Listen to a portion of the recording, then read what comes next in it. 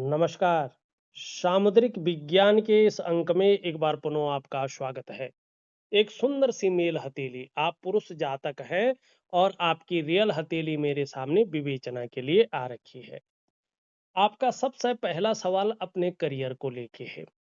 तो यहाँ पे अगर हम देखते हैं तो ये आपकी करियर और धन की रेखा है जो देवगुरु बृहस्पति से प्रभावित हो रही है और केतु से भी बहुत ज्यादा प्रभावित हो रही है। ये यहाँ पे भाग्य योग का निर्माण कर रही है। मानी बहुत जल्दी आपको बहुत बड़ी सफलता मिलने वाली है। थोड़ा सा आपको अपने ग्रहों को और ज्यादा पुष्ट करना होगा। तो यहाँ पे करियर के साथ साथ जो है धन की भी बहुत अच्छी प्राप्ति आपको होती हुई दिखाई दे रही है। भाग्य रेखा भाग्य योग का निर्माण कर रही है तो करियर आपका स्मूथ रहने वाला है, ग्रो करने वाला है और एक बहुत अच्छी स्थिति में पहुंचने वाला है। दूसरी बात अगर यहाँ पे देखते हैं तो ये आपकी सबसे छोटी उंगली है बुध की। ये सूर्य की उंगली के पहले पौरवे तक पहुंच रही है। सूर्य की उंगली यहाँ पे देवगुरु बृहस्पति की उंगली से बड़ी है और मिडिल फिंगर से यहाँ पे छोटी दिखाई दे रही है। ये यहाँ पे बुद्धादित्य राजयोग बना रही है। लेकिन यहाँ पे बृहस्पति का खास प्रभाव नहीं पड़ रहा है इस पे। जब बृहस्पति अपने अच्छी ऊर्जा जनरेट करेगा और अपना बुलंद प्रभाव देगा तो इस बुद्धादित्य राजयोग में चार चांद लग जाएंगे और इसका जबरदस्त फायदा आपको मिलेगा। देखिएगा, जो मैंने वास्तविक रूप में अभी तक देखा है इस राजयोग के बारे में, अगर ऐसा व्यक्ति समय रहते अपने लक्ष्य का निर्धारण कर लेता है, अपनी मेहनत को दुगना कर लेता है और एकाग्रता के साथ उस लक्ष्य की ओर बढ़ता है तो 100% 0.1% भी किंतु परंतु नहीं है। ये व्यक्ति सरकारी नौकरी या इससे संबंधित क्षेत्र में बहुत बड़ा पद पाता है। खास करके देवगुरु बृहस्पति से संबंधित शिक्षा का क्षेत्र है, इंजीनियरिंग है, चिकित्सा है, मैनेजमेंट है, वाणिज्य है, कानून है, कुछ मामलों में राजनीति का क्षेत्र है। इनमें ऐसा व्यक्ति जो है बहुत अच्छी कामयाबी को हासिल करता है और बड़ी उन्नति को भी पाता है, बड़ी ग्रोथ को भी पाता है। अब 1% अगर ऐसा व्यक्ति सरकारी नौकरी या इससे संबंधित क्षेत्रों में कार्य न कर पाया तो ज्यादातर लोगों को मैंने अपने व्यापार में जाते हुए देखा है और फिर अपने व्यापार के कारण ही ऐसा व्यक्ति एक उत्कृष्टता को प्राप्त करता है, उत्कृष्ट हो जाता है। इसके कारण ही इसका नेम फेम होता है, इसके कारण ही ये जाना जाता है और व्यापार के कारण ही एक ब्रांड बनकर उभरता है। तो करियर का जो मामला है वो बहुत अच्छा सुकून देने वाला है। एक तो करियर और धन की रेखा जो है यहाँ पे भाग्य योग का निर्माण कर रही है। बृहस्पति ही इसमें मूल इष्ट ग्रह आपका आ रहा है, इसकी भूमिका ज्यादा आ रही है तो इसकी ऊर्जा को आपने बढ़ाना है। जिस दिन आपके अंदर गुरु तत्व पूरी तरह से समाहित हो जाएगा, इसका जो ऊर्जा है वो एक सकारात्मक रूप में बहुत प्रबल हो जाएगी। आपकी हथेली में बनने वाले दोनों राजयोग बहुत प्रचंड होंगे और जबरदस्त फायदा आपको मिलेगा। ये बुद्धादित्य राजयोग आपके जीवन में बड़ी चीजों को दिखा रहा है। अब देखिएगा, ये एक और चीज बता रहा है ये, लेकिन ये क्या कह रहा है, जो जीवन रेखा देखो कहीं ना कहीं ऐसी मिल रही है, अंत में दो भागों में विभक्त हो रही है। जन्म स्थान से दूर ही आप उन्नति कर पाएंगे, जन्म स्थान से जितना दूर रहेंगे, ठीक है ना। जन्म स्थान में रहकर केवल सामान्य व्यक्ति बन के रह जाएंगे। अगर आपने जो है ग्रोथ करनी है तो जन्म स्थान से दूर आपको जाना। विदेश के भी बहुत अच्छे योग आगे चलकर बन रहे हैं, लेकिन अभी चंद्रमा जो है विदेश जाने के योग में अड़चन उत्पन्न कर रहा है तो चंद्रमा को भी यहाँ पे ठीक करना है।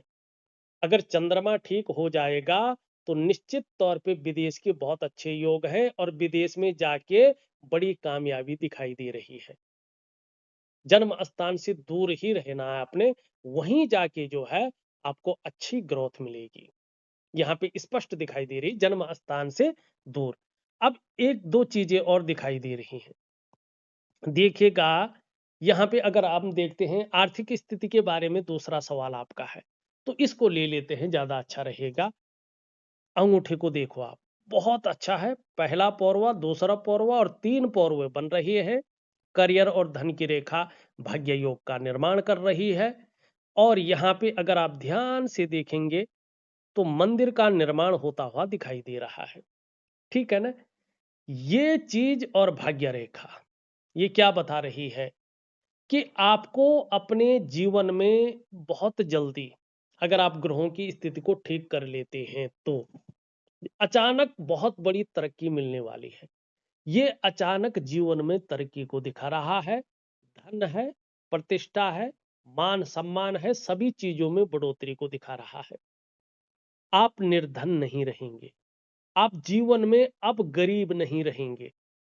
लेकिन जब आप सफलता की सीढ़ी को पार कर रहे होंगे तो आपके अंदर ईगो बहुत ज्यादा आने वाला है। इससे थोड़ा संभल कर आपको चलना होगा जीवन में। इस बात का ध्यान रखिएगा।